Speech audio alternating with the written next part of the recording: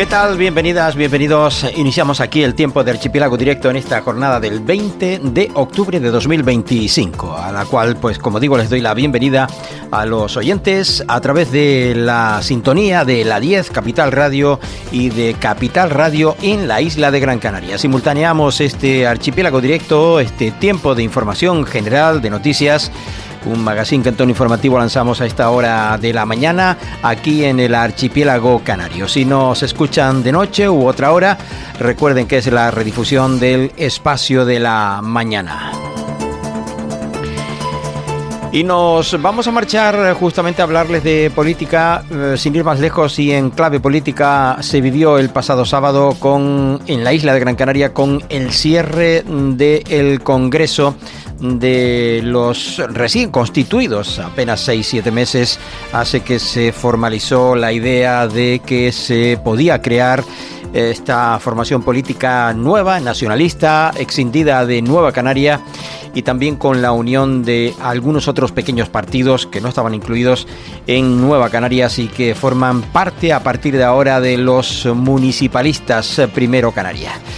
En el primer congreso ya venía cantado, venía indicado que se iba a elegir a Óscar Hernández, alcalde de la villa de Agüimes, presidente de esta formación política. Detrás está Teodoro Sosa, que no deja de tener ese protagonismo. No en vano, el pasado sábado así se vivió en el cierre, en la clausura a mediodía de este congreso, en el que intervino primero el propio presidente del partido, Óscar Hernández, y luego también intervino para el cierre el propio Teodoro Sosa. Decía que el puesto se lo había cedido el propio Óscar Hernández, honesto, honrado en ese sentido, y lo cual agradeció. Un nuevo proyecto municipalista que llama a anteponer los intereses de Canarias por encima de las siglas y personalismos. Más de 700 personas abarrotaron el auditorio de la institución ferial para asistir a la puesta de largo del nuevo proyecto político liderado por los alcaldes de Gáldar y de Agüimes, Teodoro Sosa y Óscar Hernández. Este nuevo proyecto político de los alcaldes, cargos públicos y dirigentes independientes y renovadores del nacionalismo progresista ya tiene nombre. Se llama Municipalistas Primero Canarias y, aunque nace en Gran Canaria, tratará de aglutinar a organizaciones y colectivos de carácter municipalista de todo el archipiélago canario, con la premisa de anteponer los intereses de Canarias y de su gente por encima de cualquier otra consideración personal o partidista. La puesta de largo del nuevo partido reunió el pasado fin de semana en la institución ferial de Canarias a más de 1000 personas que abarrotaron el auditorio. Algunas personas se tuvieron que quedar fuera, y las salas contiguas para arropar a los promotores, entre ellos los alcaldes de Agüimes y Gáldar, Óscar Hernández y Teodoro Sosa, que fueron los encargados de presentar el nombre y la imagen de la nueva organización política. También salieron al escenario a recibir aplausos sus seguidores, los representantes de los proyectos de Santa Lucía, de San Bartolomé de Tirajana, de la Aldea, de Agaete, de Guía, de Moya, de Firgas, de Arucas, de Las Palmas de Gran Canaria, de Telde, de San Mateo, de Tejeda, Artenara o Valsequillo, y de Telde también. Se anunciaron contactos avanzados para seguir sumando asambleas locales de municipios tinerfeños. Algunos de ellos estaban presentes e invitados en este encuentro. También de la isla de La Palma, de Lanzarote y de la isla de Fuerteventura.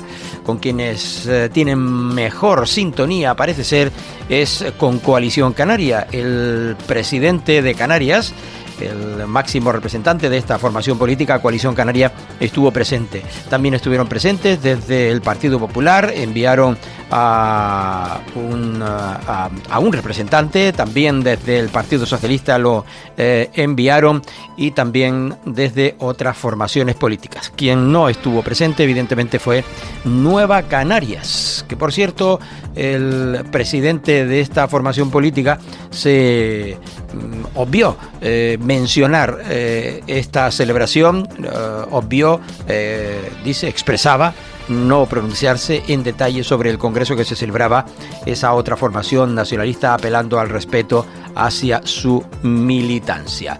Luis Campos. Y con independencia de la opinión que pueda tener de algunos de sus líderes, allí hay cientos de afiliados y afiliadas, y nosotros sí vamos a mostrar el respeto que otros no tuvieron en el nuestro, en el que les faltó tiempo para descalificarlo, y no era la dirección, era toda nuestra militancia. Por eso digo, habrá tiempo para hablar del Congreso, pero en el momento que se está celebrando vamos a tener máximo respeto.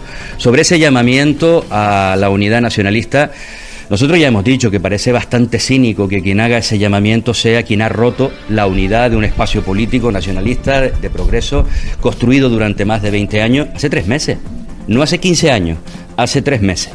Por tanto, es poco creíble ese planteamiento, pero al margen de las estrategias de cada organización, que somos capaces de entenderlas, cada uno decide sus alianzas electorales, la unidad que pretende e incluso quién integra en su propio partido, por ejemplo, Ciuca. Nosotros tenemos claro cuál es nuestro camino y más allá de lo que otros decidan, nosotros ya establecimos nuestra propia hoja de ruta, nuestro propio camino en el Congreso que celebrábamos el pasado mes de julio. Vamos a trabajar, sí, por la unidad, por la confluencia, pero del espacio de la izquierda canaria, del espacio del nacionalismo consecuente, no de quienes se autodenominan nacionalistas y les falta tiempo para pactar con Vox allí donde los necesitan, precisamente los máximos garantes y los máximos exponentes, por supuesto, del racismo, de la xenofobia, de la negación de la violencia machista, pero también de la negación de cualquier elemento fundamental para un nacionalista, la capacidad de autogobierno. Y por tanto, nos parece poco creíble, poco serio y cínico viniendo de una organización que está constituida en este momento por gente que ha roto precisamente esa unidad.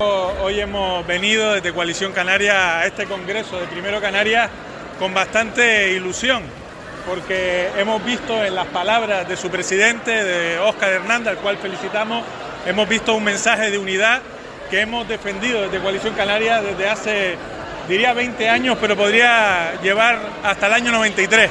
El espíritu del año 93 fue precisamente la unidad de los partidos de obediencia canaria.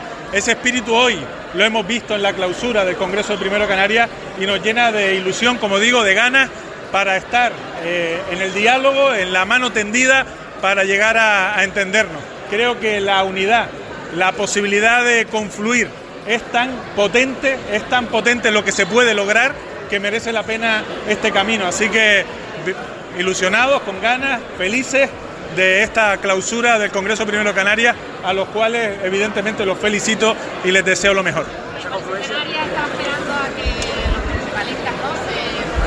Bueno, le preguntaban con respecto a la posición de Primero Canarias de negociar un frente común de cara a las elecciones en el Congreso y como se manifestaba en la misma línea. Pablo Rodríguez de nuevo. Yo creo que hay que dejar el domingo, por lo menos, que es mañana, que descansen del Congreso, pero el lunes hay que empezar a hablar, porque efectivamente esto no puede nacer de hoy para mañana, no puede ser algo improvisado, tiene que ser algo dialogado y estoy convencido que vamos a entendernos. Vamos a entendernos porque, vuelvo a decir, el objetivo merece la pena. Defender a Canarias en las Cortes, en el Congreso, en el Senado, con la fuerza de Canarias, con la fuerza de las 8 islas, ilusiona y merece la pena. Defender a estas instituciones, a las instituciones canarias, con la fuerza del nacionalismo, merece la pena y por tanto vamos a ponernos manos a la obra. Desde Coalición Canaria ya lo dijimos en nuestro Congreso, lo planteamos como una resolución central del Congreso Nacional, también del Congreso de Gran Canaria, que la unidad era irrenunciable para nosotros, lo ha sido siempre y ahora pues hay esperanza de que estemos más cerca que nunca de lograrlo. ¿Esa posibilidad de confluencia solo de cara a Madrid o también se abre a otros escenarios más locales? Bueno, donde es más sencillo y donde más es fácil de entenderlo es en el ámbito del Estado, en las Cortes, en las elecciones generales, que no sabemos cuándo se van a convocar, pero desde luego ahí se dan todas las condiciones para entendernos y unirnos. Eso no significa que se descarten el resto de ámbitos. Nosotros estamos dispuestos a negociar cada una de las instituciones, cada una de las candidaturas, porque entendemos que, como dije al principio, merece la pena intentarlo. Bueno, pues hablaba Pablo Rodríguez. Recuerden que el pasado día 17 de mayo, sábado, fue también elegido en un congreso de similares características a esta, o bueno, de celebración, mejor dicho, no sin similares características, se celebraba el Congreso de Coalición Canaria en el cual fue elegido. Luego, por cierto, nos vamos a ir hasta Coalición Canaria porque sí celebraban el pasado fin de semana también el de las juventudes en la isla de Gran Canaria. Nos vamos a quedar con las palabras, con las declaraciones, con las valoraciones hechas tanto por Óscar Hernández como por Teodoro Sosa al finalizar precisamente este Congreso de Municipalistas Canarias, que se presenta como un movimiento abierto y plural que cree en la capacidad de reunir a personas de distintos territorios y de diferentes sensibilidades políticas, sociales, culturales, para convertir la diversidad de pensamientos y opiniones en una verdadera fuerza transformadora para Canarias. Se trata de un espacio político integrado por ciudadanos, colectivos, agrupaciones y movimientos locales que conciben, mejor dicho, el municipio como base de su acción política y que, siendo municipalistas, se comprometen a mantener el contacto con la ciudadanía, escuchar a la gente, respetar a los votantes y tener siempre en consideración a las personas como fundamento de su trabajo y de sus decisiones en las instituciones públicas. El ejemplo de los municipios, el que nos van a oír, el alcalde de Gáldar lo decía en ese sentido, pero el alcalde de Agüimes en su intervención y como presidente de esta formación política, de esta nueva organización, Óscar Hernández, resaltaba la política que se ejerce con valores desde lo más cercano, desde lo local. Para Hernández, defender Canarias, primero hay que entenderla, sentirla y vivirla en la calle, escuchando a la gente y conociendo sus problemas. Hernández destacaba la trayectoria de eficacia y honradez en la gestión que acumulan municipios como el propio que él dirige, el de Agüimes o también el de Gáldar.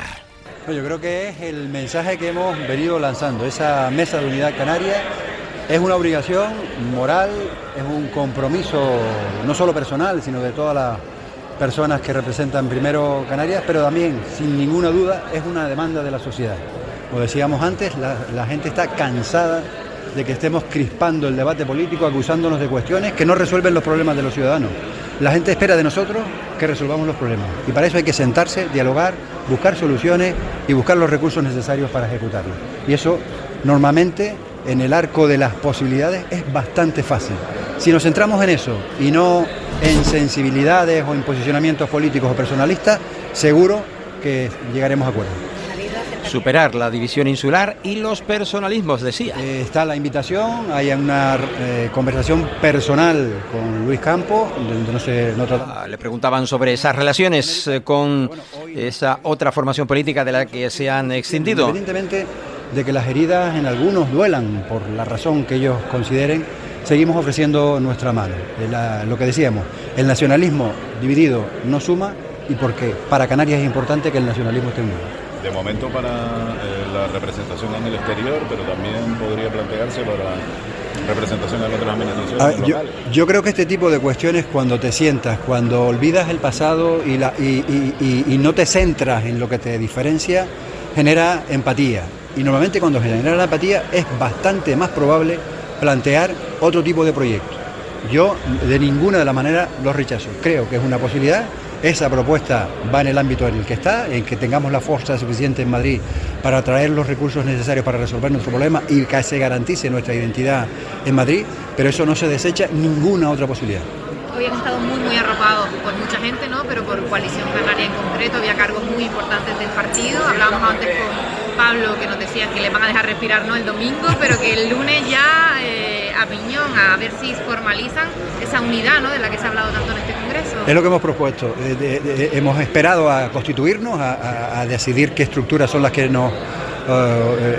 internas nos gobiernan, nos mandatan, y después ya a centrarnos en buscar las soluciones. Esta primera parte de autoorganización era necesaria, imprescindible, y ahora lo que toca es dedicar todas las horas a buscar las soluciones. Yo creo que en esa llamada del lunes también estaremos sin ninguna duda. Esas soluciones van de la mano de CC, por lo que entiendo.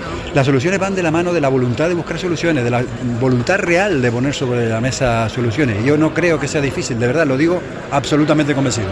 Gracias. Bueno, pues Óscar, ¿Plazos para llegar a acuerdos? ¿Hay una fecha límite?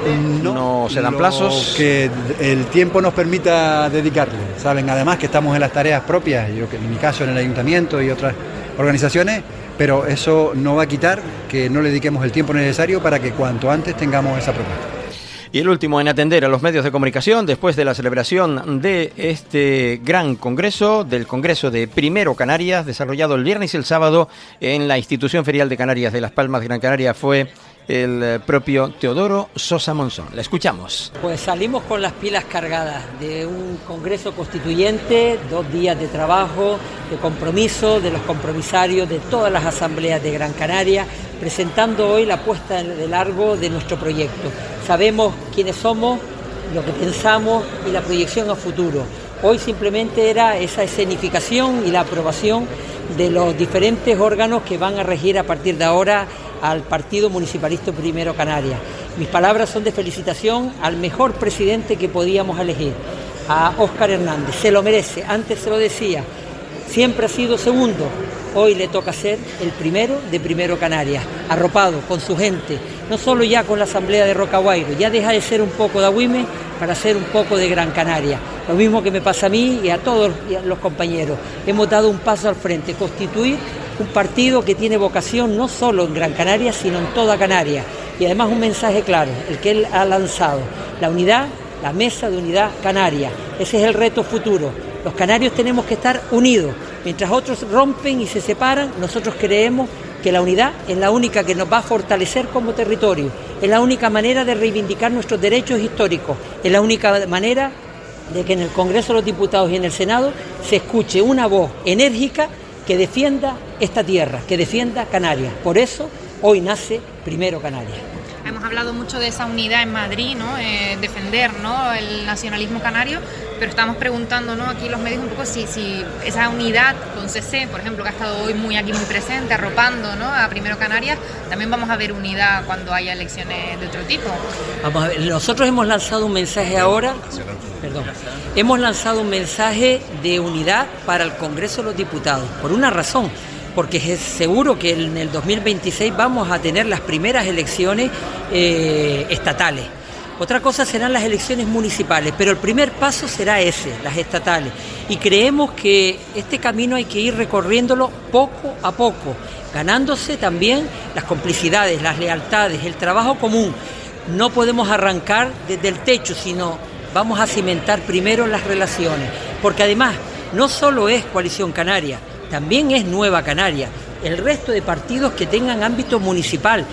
Creemos que la Mesa de Unidad Canaria tiene que estar enfocada a todos los que tengan obediencia canaria, más allá incluso de sentirse nacionalistas, que tengan obediencia canaria. Ese es el mensaje de nuestro presidente, ese es además el mensaje que se ha aprobado en las diferentes resoluciones de este Congreso y es el mensaje que ahora vamos a lanzar a la ciudadanía. No cuando queda 15 días e intentamos convencer a los ciudadanos que nunca entienden que dos partidos diferentes se unan.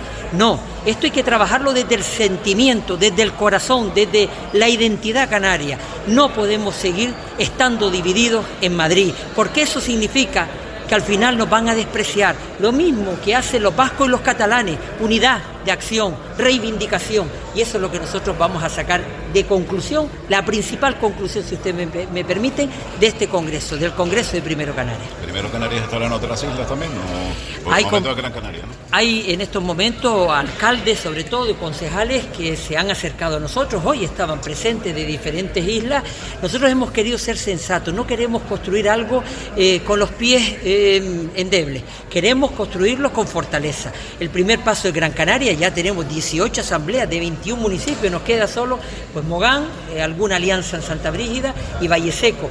La idea es que una vez estemos fortalecidos en Gran Canaria, pues podamos estar transmitiendo esta misma energía e ilusión a otros territorios, a otras islas de Canarias, pero siempre con el horizonte de que no llegamos a cualquier municipio o cualquier isla para dar codazos. Queremos unir unir. Esa es la palabra que nosotros creemos más importante de este Congreso. Ha hecho falta Onalia Bueno hoy, que es una de las que más apostó por usted. Le preguntan por Onalia Bueno, alcaldesa de Mogán. Juntos por Mogán. Estaban no sé si invitados, dice Teodoro Sosa, pero invitados estaban.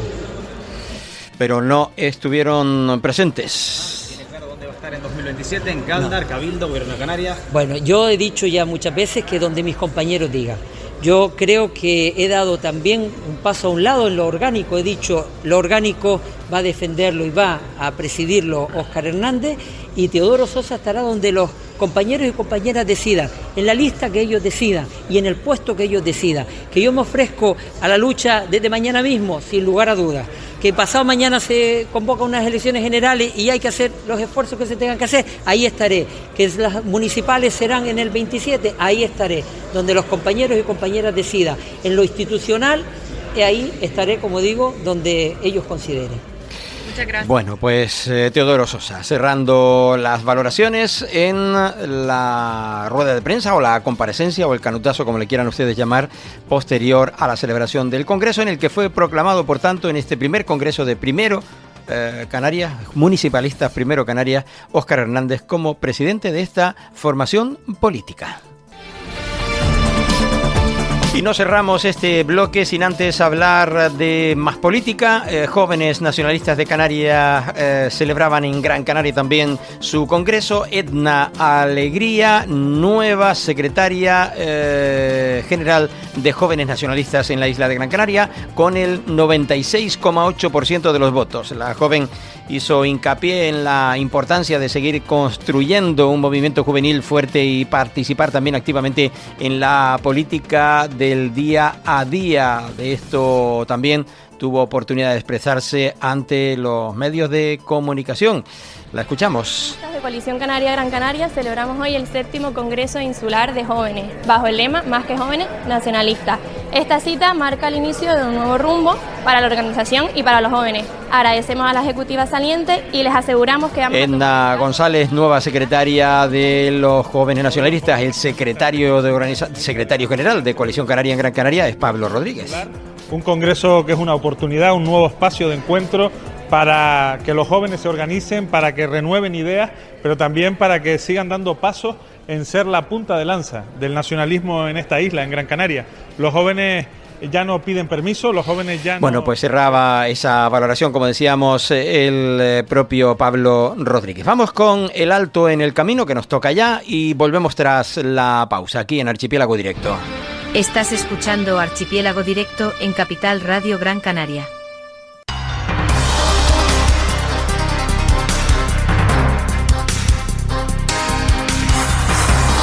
Seguimos desde Archipiélago Directo, desde este espacio en la 10, Capital Radio para la isla de Tenerife y Capital Radio para la isla de Gran Canaria. Habíamos cerrado precisamente con ese congreso de de jóvenes de Coalición Canaria, anteriormente con el congreso de los nacionalistas también Primero Canarias, y vamos a continuar pues hablándoles de más cuestiones también del ámbito de la política regional, aunque este también lo municipalizamos porque el pasado día 17 tuvo lugar el acto solemne, acto institucional del 70 aniversario de la fusión de dos municipios de la isla de Tenerife, el 70 aniversario de la fusión del municipio de Los Realejos, que tuvo lugar en el 6 de enero de 1955 y donde tuvo oportunidad de asistir el presidente del Gobierno de Canarias, Fernando Clavijo, quien hablaba evidentemente en el cierre de ese importante acto como presidente de Canarias. Su historia en Canarias y su historia en la isla de Tenerife. Y es que después de 3 intentos, pues en ese 1955 se consigue por fin la tan ansiada unión entre el Realejo Alto y el Realejo Bajo. Y poner de manifiesto y celebrar un acto de generosidad, de humildad, pero también de inteligencia, creo que es un acierto total en los tiempos que nos están tocando vivir. Seguramente cuando estaba leyendo la secretaria el acta y estábamos viendo cómo lo tenían todo perfectamente amarrado, hilvanado. Digo, no tuvo que haber horas aquí ni negociaciones para poder conseguir este hecho histórico. Pero fueron capaces porque pusieron por encima de todo el interés general del municipio y de sus ciudadanos. Y en vez de tener dos municipios, pues dan a luz un municipio único que se ha convertido en un referente en la comarca, que ha sabido crecer, que ha dado a Canarias y a España y al mundo muchos personajes ilustres e internacionales, como bien nos decía el alcalde, y que desde luego hoy aquí, 70 años después, ustedes han recogido todo ese legado y lo están haciendo más grande. Bueno, pues 70 aniversario de la fusión de los municipios, el Realejo Alto y el Realejo Bajo. Aquí, bueno, pues sucumbieron, se unieron los dos en los Realejos, que tuvo lugar, como decíamos, el día 6 de enero de 1955, un acto institucional, como digo, desarrollado en este municipio la pasada semana y que hemos querido recordar. El gobierno también del Estado, en la celebración o en los resultados de la celebración de la Comisión Mixta para la reconstrucción de la isla de La Palma, alcanzaban un acuerdo clave entre el gobierno de Canarias y el gobierno de España para avanzar en la materialización de las ayudas comprometidas con la isla. Le siguen dando vuelta a este asunto, como ustedes pueden ver, es decir, no van y ejecutan, siguen dándole vueltas, siguen reuniéndose.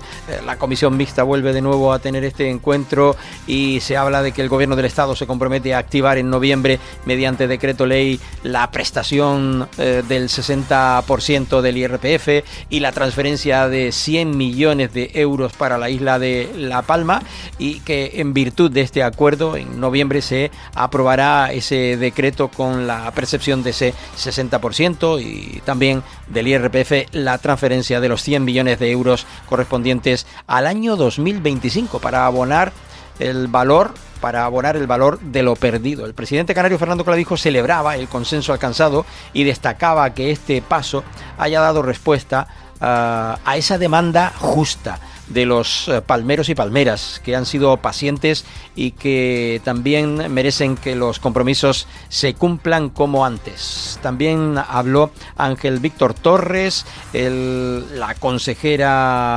de las consejeras del gobierno de Canarias, y el presidente del Cabildo de la isla de La Palma. Escuchamos en primer lugar a Fernando Clavijo. No solo el tono de cordialidad, sino de coordinación y de cooperación entre todas las administraciones.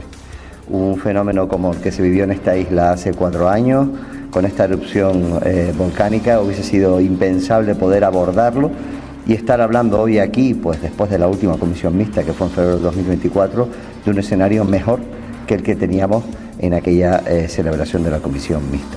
Queda mucho por hacer, es evidente, hay una asignatura y una deuda pendiente importante con el sector primario, con los agricultores.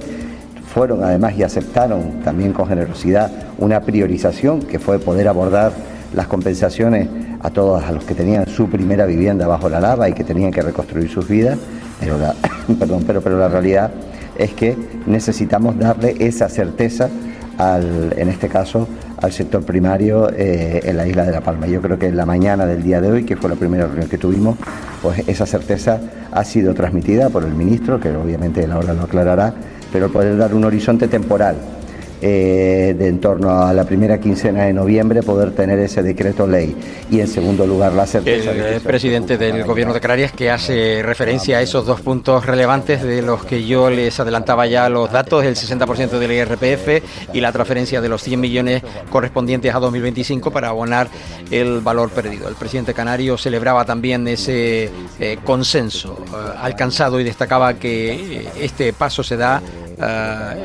para la respuesta a una demanda justa de los palmeros. Por su parte, el ministro de Administraciones Públicas, la consejera, mejor dicho, de Administraciones Públicas, Justicia y Seguridad del Gobierno de Canarias, Nieves Leydi Barreto, participante también en esta comisión mixta, hizo balance de las acciones tomadas a cabo por el Gobierno de Canarias dentro de su estrategia para la recuperación de la isla de La Palma. Vamos a escuchar sus palabras. Hoy hemos tenido 2 reuniones muy importantes. Por supuesto, esta comisión mixta que acabamos de celebrar, pero también la reunión previa que hacíamos con los representantes del sector platanero de la isla, con ACEPalma, en la que en la misma mesa, Gobierno de España, Gobierno de Canarias y Cabildo podíamos sentarnos pues a escuchar lo que llevamos escuchando mucho tiempo, pero sobre todo a ponerle plazo a esa escucha. No cabe duda que los pasos que hemos ido dando hasta ahora, el poner en marcha no solo el marco normativo que se ha puesto en marcha, sino el plan de pagos, que es lo más importante que en estos momentos estamos haciendo desde el Gobierno de Canarias, entre muchas otras cosas, pero la acción más importante es esta. Ha demostrado que cuando la gente recibe en sus cuentas el valor de lo perdido, blindando ese derecho como lo hemos blindado en las 3 leyes que hemos aprobado, al final la gente busca camino. Esto siempre lo defendimos desde el principio y hoy este plan de pagos ha sido posible en su primera anualidad gracias a los fondos del Gobierno de España y del Gobierno de Canarias, esos 150 millones de euros, y ahora, hoy, estábamos en esa tarea de ponerle fecha al desbloqueo de los 100 millones del Gobierno de España. Bueno, hablaba prácticamente de esos datos que les habíamos adelantado. Hay que decir que son 2 anualidades, una de 50 millones del año 2024, que no vinieron, y 50 millones del año 2025, la partida de 100 millones, que es la que llega ahora, correspondiente a la aportación del Gobierno de España en 2023, transferida en enero de 2024. Con estos fondos se ha abonado ya la totalidad de 800 viviendas habituales perdidas por el volcán, con 1.415 personas beneficiarias. En cuanto al plan de vivienda específico para La Palma, el Gobierno de Canarias ha aportado 78,5 millones de euros, con los que se han adquirido ya 74 viviendas protegidas en 2 edificios en construcción en los Llanos de Aridane y en el municipio de El Paso, a lo que se suman también otras viviendas en este último municipio que se están construyendo en el antiguo edificio. Se habla también de Tazacorte, en donde se han adjudicado 34 viviendas más y se está trabajando en la licitación de otras 100 viviendas en el mismo municipio. El Gobierno cuenta, por tanto, además, con el proyecto básico de 120 viviendas más en los Llanos de Aridane. Vamos a escuchar al presidente del Cabildo de La Palma, sobre la mesa, Sergio Rodríguez. La realidad de la isla en este momento, la necesidad de seguir recibiendo apoyo para que efectivamente esa reconstrucción pueda seguir siendo posible. Hemos hablado también de que se ha producido un cierto frenazo en la reconstrucción precisamente por la falta de llegada de esos fondos, y también hemos puesto sobre la mesa algunas necesidades que entendemos que son importantes. Entre ellas, de las que se han comentado, es el poder seguir contratando por emergencia, precisamente para evitar un agravio comparativo de aquellas personas que sí pudieron recuperar sus caminos y por ende tener la posibilidad de reconstruir sus viviendas o sus fincas en un primer momento, y lo que ocurre en este.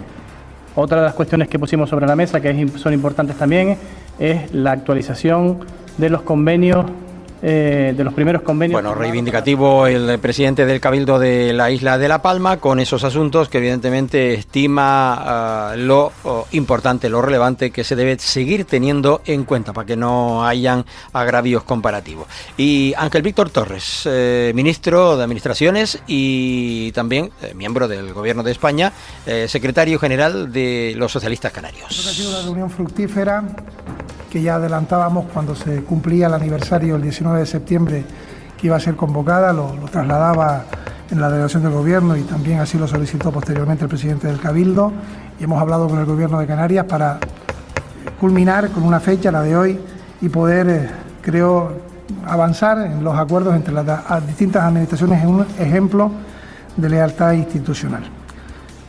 Hoy hemos trasladado, el punto primero era dación de cuenta de los acuerdos y cómo estaba la situación entre las distintas administraciones, un informe realizado por el Gobierno de España, donde, y sin ánimo de cansarles, están las partidas económicas transferidas a la isla de La Palma por parte del Gobierno central, son 1.100 millones, ahí están las partidas de vivienda. Creo que es una gran noticia, lo decía Nieves Leyde también, que el 100% de las personas que vivieron su vivienda habitual han culminado el proceso con las distintas aportaciones de las distintas administraciones, suelo en unos casos, gestiones en otros, fondos económicos. Por parte del Gobierno de España, de manera directa, fueron 365 millones de euros, a lo que se suma también los 100 millones que en gran parte, en un 90%, fueron para vivienda. Junto a ello también los planes de empleo, que se han ido adecuando también ante la realidad socioeconómica y laboral de la isla de La Palma, 135 millones de euros en infraestructura, eso viene directamente del Ministerio de Política Territorial. Tenemos los convenios para el 50% de las obras municipales, 53 millones de euros, y seguiremos en la colaboración entre las administraciones para actualizarlo y sacar un nuevo convenio. Habrá fondos a través de los fondos de contingencia del Gobierno de España para la parte que nos corresponde, o por ejemplo en transición los 40 millones de euros para la diversidad energética, entre lo que es muy importante la apuesta que se ha hecho por la geotermia en la isla de La Palma. Junto a ello las partidas en industria, turismo, igualdad, sanidad y también agricultura, que si bien la cantidad es relevante por parte del Gobierno de España, 50 millones de euros, y también las partidas que han puesto el resto de las administraciones, indudablemente por ser objetivos es un área que precisa de un esfuerzo suplementario tras la recuperación que aún queda de la isla de La Palma. Y por eso... Bueno, Ángel Víctor Torres también con ese consenso, destacado por su parte, destacado por parte del presidente del Gobierno de Canarias, entre las administraciones públicas, porque La Palma así lo necesita, lo pide y, en fin, como digo, consenso y resultado ya en marcha de esta comisión mixta desarrollada, como bien decía, en la isla de La Palma la pasada semana. Por cierto, el consejero de Transición Ecológica y Energía del Gobierno de Canarias, Mariano Hernández Zapata, visitaba las instalaciones de una bodega en el municipio de Tijarafe, en la isla de La Palma, en donde conoció de primera mano las acciones que esta empresa ha puesto en marcha ha puesto en marcha en su firme apuesta precisamente por ese producto, ¿no? Por el del vino. Un proyecto que participe y da de lleno también en la descarbonización, en este caso de la isla de La Palma, Bodegas Vega Norte, que puede decir con orgullo que está haciendo esa aportación a la descarbonización, de no necesitar de la red eléctrica prácticamente, un proyecto de fotovoltaica con baterías, cargador rápido, vehículos. Bueno, se felicitaba a esta bodega por esta instalación. Sí, Vega Norte ya de por sí sus viñedos están sobre 1.100 metros de altitud, en pendientes muy pronunciadas, y ya si se hace desde el campo artesanalmente, sin gastos de combustible, etcétera, desde la bodega, tanto por razones medioambientales como por razones económicas, hicimos una apuesta muy, muy importante. Bueno, una apuesta importante desde esta, como decíamos, bodega, que entre otras cosas pues tiene esas plantaciones y que también ayuda evidentemente a la naturaleza en sí, ¿verdad? Y otro consejero del Gobierno de Canarias, el de Educación, Formación Física, Formación Profesional, quiero decir, Actividad Física y Deportes del Gobierno de Canarias, Poli Suárez, que estuvo acompañado por el Director General de Infraestructuras y Equipamientos, Iván G. Carro, que presentó el proyecto Naturalización de los Centros Educativos de Canarias, que va a permitir a centros del archipiélago canario transformar sus entornos en espacios más verdes, sostenibles y habituales. Además de explicar también en qué consiste el proyecto, los responsables de la consejería detallaron durante la rueda de prensa el procedimiento para que los centros interesados puedan participar en esta iniciativa enmarcada en el plan de adaptación de los centros educativos de Canarias por altas temperaturas. Esta guía para el diseño y ejecución del proyecto de naturalización de espacios que ya ustedes tienen, pues es fruto también del trabajo del equipo de la Dirección General de Infraestructuras, al cual una vez más, quiero agradecer su implicación, porque en tan solo 13 meses que hace que presentamos pues el plan de adaptación de los centros educativos a las altas temperaturas, estamos cumpliendo con todas y cada una de sus fases, y eso es gracias al trabajo de ustedes. Por tanto, en nombre del director general y yo mismo quiero reiterar nuestro agradecimiento. Como saben, la naturalización consiste en introducir elementos naturales en los espacios escolares para mejorar su confort térmico y funcionalidad. Ya lo hemos visto. Esas imágenes son imágenes reales, son imágenes de centros educativos de nuestra tierra. Habla el consejero de unas imágenes mostradas a los medios de comunicación presentes en esta rueda de prensa y en las que se veían, árboles en algunos centros educativos. Sí que antaño los hubo, pero en realidad, como el árbol con sus raíces termina arrancando el piso, pues la solución que se estimaba oportuna entonces, al igual que en las orillas de las carreteras, como se levantaba el asfalto, pues lo que había era que arrancar la arboleda. Y así hay calles que parecen verdaderos desiertos, hay carreteras que lo son realmente, con ese asfalto que se pone a temperaturas superiores a los 50, 60, 70 grados,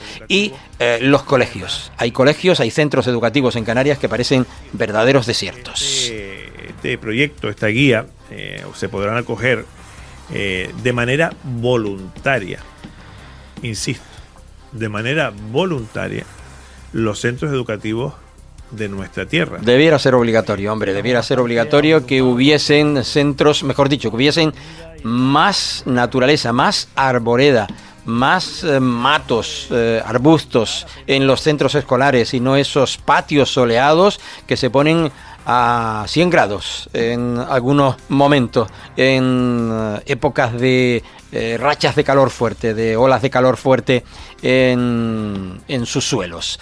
Vamos a escuchar al, como decíamos, miembro también de esta formación política, de esta consejería, que es el director general de Infraestructuras y Equipamientos, Iván Carro. Por la bienvenida y la respuesta que está teniendo este proyecto que acabamos de publicar apenas hace unos días. Concretamente, el 3 de octubre publicamos la convocatoria para participar por parte de los centros y hemos tenido una respuesta pues muy positiva por parte de los directores y directoras de los centros educativos. Era una demanda que ya van realizando desde hace muchos años y que por fin ven realizada. Bueno, pues hay demanda, decía el director general de Infraestructuras de la Consejería de Educación del Gobierno de Canarias, y no saben ustedes cuántos nos alegra por lo que les estoy indicando, ¿no? Por esa cuestión de que por fin los chiquillos van a saber lo que es un árbol en el patio del colegio. En algunos no existen, todo piso. Y ahora, menos mal que en algunos centros se han tomado medidas en las que con planchas que se hubiese podido haber ya ejecutado alguna plantación de árbol para que dentro de algún tiempo pues las planchas no sean necesarias, que los árboles estén ahí, que den sombra y que den también frescor, que rebajan las temperaturas. Y también la semana pasada, no lo quería olvidar, visita a la construcción de 7 viviendas de promoción pública por parte del consejero de Vivienda del Gobierno de Canarias al municipio Gran Canario de Galdar. La construcción de 7 viviendas protegidas en un barrio galdense y del que nos hablaba el propio consejero en sus valoraciones. Interadministrativa para que las cosas salgan bien. Y cuando hay voluntad, cuando hay ganas y sobre todo tenemos claros los objetivos, que es dar respuesta a la emergencia habitacional, dar respuesta a la gente joven y no tan joven a poder acceder a una vivienda digna, pues desde luego se logran resultados como el que estamos viendo. Estamos a punto de terminar esta obra, hace un año parecía imposible y desde luego vemos cómo ha avanzado, cómo se ha podido ejecutar y cómo, insisto, estamos prácticamente... Bueno, pues son 7 viviendas, como dice el consejero de Viviendas del Gobierno de Canarias, que está a punto de culminarse en el municipio Gran Canario de Galdar, pero lo agradable de este tema, lo relevante de este tema es que es en las medianías. El alcalde de Galdar, Teodoro Sosa. 3 entregábamos las viviendas que están justo delante. Después de 22 años y de mucha reivindicación por parte del propio pueblo de Caidero, de su asociación de vecinos, del ayuntamiento, hemos tenido respuesta positiva y lo tengo que decir. La primera reunión que yo pido prácticamente en este mandato fue con Antonio Ortega, el director general de Vivienda y de primera mano también pues con el consejero. Mencionaba el alcalde de Galdar al director general de Vivienda. Tenemos una realidad, finalizando una actuación, una promoción de viviendas de carácter público en el municipio de Galdar, en Caidero, con un compromiso que adquirimos con su alcalde. Como bien decía, la primera reunión que mantengo a nivel institucional es con el alcalde. Presentación, como decíamos, de esas nuevas 7 viviendas en Caideros de Gáldar. Esa visita del consejero, del alcalde, del director general de vivienda, acompañados también pues por más gente. Y no quiero que se nos vaya este bloque informativo sin hablar de esa nueva reunión entre el Gobierno de Canarias a través también de la Consejería de Obras Públicas, Vivienda y Movilidad, que anunciaba a través de la Dirección General de Infraestructura Viaria que ya se ha aprobado el proyecto de construcción del tramo Bocabarranco-La Estrella, incluido en el conjunto de actuaciones previstas para la mejora de los accesos de la Gran Canaria 1 entre Las Palmas de Gran Canaria y el aeropuerto. Van a hacerse mejoras, como digo, entre Las Palmas de Gran Canaria y el aeropuerto. Las Palmas de Gran Canaria tiene su frontera con Telde en torno al barranco de al Valle de Ginamar, y a partir de ahí hacia adelante se construirá un carril. Hablan de la redacción del proyecto de construcción, de mejoras y accesos, también enlace de la Gran Canaria 1 desde Las Palmas de Gran Canaria hasta el aeropuerto. Actuaciones de mejora de fluidez del tráfico en la Gran Canaria 1. Vamos a escucharles brevemente a los protagonistas en la rueda de prensa del pasado viernes. Todas las instituciones aquí presentes, desde el Ayuntamiento de Telde, que además es la administración más cercana y más próxima, y también la que a veces recibe más presiones, y también, por supuesto, del Cabildo Insular de Gran Canaria, que ha actuado con lealtad y coordinación con nosotros, con el Gobierno de Canarias, y creo que ha sido además una coordinación y una lealtad recíproca. También especialmente agradecer en este caso, porque lo que vamos a hablar es de un proyecto de la Dirección General de Infraestructura Viaria, al equipo técnico dirigido por... Bueno, recordaba a quienes se involucra en esta materia.